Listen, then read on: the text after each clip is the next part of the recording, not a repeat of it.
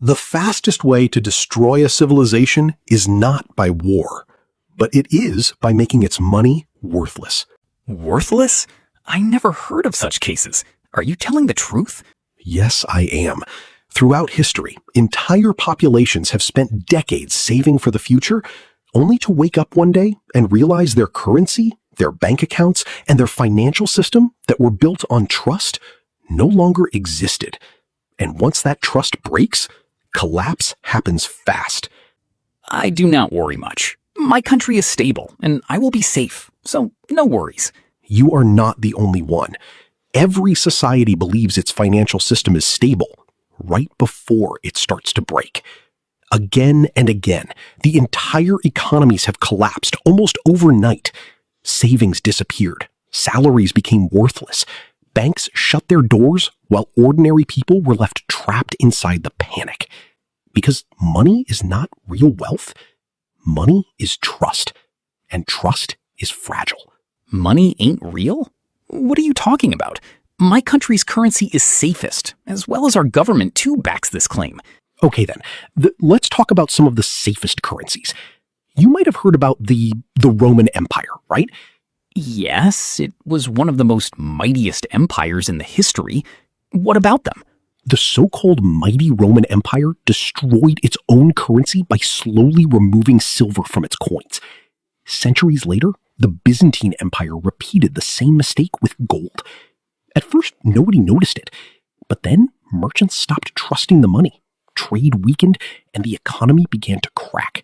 Revolutionary France printed massive amounts of paper currency until inflation spiraled out of control. During the American Civil War, Confederate money became so worthless that families needed piles of cash just to buy food. These are all ancient theories, buddy. It can never happen now, I'm sure. Okay then, let's move on from ancient history. In Lebanon, banks froze withdrawals while the national currency collapsed by more than 90%. People who spent decades saving money woke up to discover they could barely access it. Doctors, retirees, business owners, an entire middle class was financially destroyed. Lebanon is not the only one. Germany, Hungary, Yugoslavia, Zimbabwe, Venezuela, and many more. We will be discussing more about these countries in our next video, so stay tuned and subscribe to this channel to be notified. Are you serious? Yes, history always keeps repeating the same warning. No, not that. Did you seriously promote the channel in the middle of video and destroyed the rhythm? Sorry about that. You know I have to do it to get more subscribers and grow my channel. I am under pressure.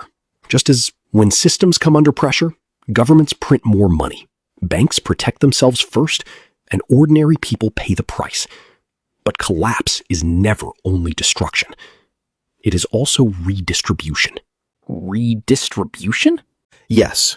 After the Black Death killed millions across Europe, survivors suddenly had access to cheaper land, higher wages, and opportunities that once belonged only to elites.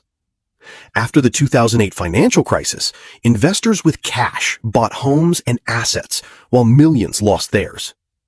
Every crisis transfers wealth from the unprepared to the prepared. Hold on a minute. Who are these so-called prepared people? The people whom I consider as prepared are usually not the ones who trusted the system 100%. But they are the ones who owned things with real value. Land, food, gold, and skillful businesses. It was skills that people needed during every chaos.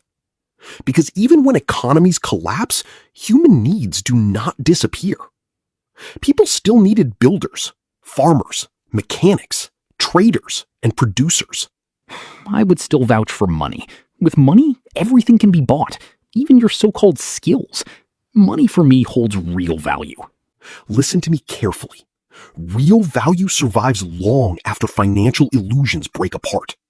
Do you get what I'm saying?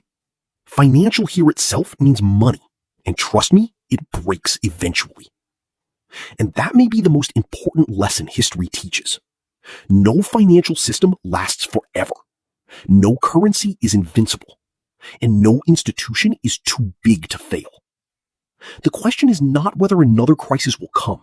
History guarantees that it will. But the real question is, who will still be standing when this so-called theory happens? I still vouch for money and trust. What do you think? Post your answer in comments. Do you vouch for skills plus assets or money plus trust? Let's see who wins.